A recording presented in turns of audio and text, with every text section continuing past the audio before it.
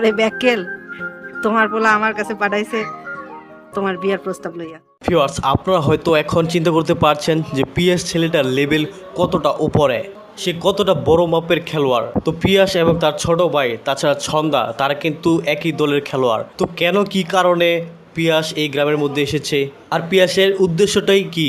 তো ভিউয়ার্স, কি হতে চলেছে তিন পুরুষ নাটকের 14 নম্বর পর্বে এবং এই নাটকের 14 নম্বর এপিসোডটি কবে আসতে চলেছে, তো তারই সকল কিছুর বিস্তারিত আলোচনা জানিয়ে দেবো আজকের ছোট্ট আপডেট ভিডিওতে।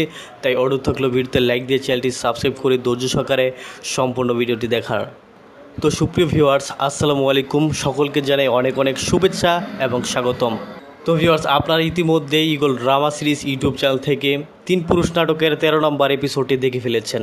তো আশা করা যায় আপনাদের কাছে অনেক বেশি ভালো লেগেছে। তো ভিউয়ার্স, আপনারা অনেকেই কমেন্ট করেছেন যে ধীরে ধীরে এই নাটকটি ধনী গরিবের লড়াই এই নাটকটির জায়গাটা দখল করে নিচ্ছে।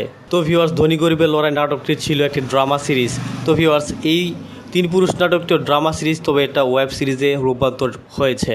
অন্যদিকে ভিউয়ার্স, একটি দুঃখের সাথে আপনাদের জানানো যাচ্ছে যে আপনাদের প্রিয় ইগল টিম থেকে সবুজ আহমেদ বিদায় নিয়েছে। সে আর কখনোই ইগল টিমের মধ্যে কাজ করবে না। তো তার নিজের ইচ্ছায় এবং কোচি আহমেদের ইশারায় প্রিয় ইগল টিম ছেড়েছে আপনাদের প্রিয় অভিনেতা সবুজ আহমেদ। তো ইগল ইসলামিক নাটক ইউটিউব চ্যানেলের মধ্যে সবুজ আহমেদের শেষ নাটকটি ছিল, সেটি হচ্ছে কাজের ছেলে। তো ভিউয়ার্স, আপনারা কারা কারা সবুজ আহমেদের নাটকগুলো ভালোবেসেছেন তারা অবশ্যই কমেন্টে লিখে জানাতে পারেন।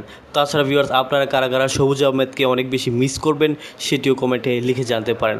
তো বন্ধুরা, আপনাদের কাঙ্ক্ষিত এবং ভালোবাসার নাটক তিন পুরুষ নাটকটির পরবর্তী এপিসোড অতএব 14 নম্বর পর্বটি কবে আসবে? ভিউয়ার্স, এই নাটকের 14 নম্বর এপিসোডে আসতে চলেছে আগামীকাল বিকেল 3 ঘটিকার সময় ইগল ড্রামা সিরিজ ইউটিউব চ্যানেলের মধ্যে। তো ভিউয়ার্স, আশা করি বুঝতে পেরেছেন। সকলে ভালো থাকবেন, সুস্থ থাকবেন এবং পরবর্তী ভিডিও দেখার মতো জানিয়ে আজকের মতো এখানেই আল্লাহ হাফেজ।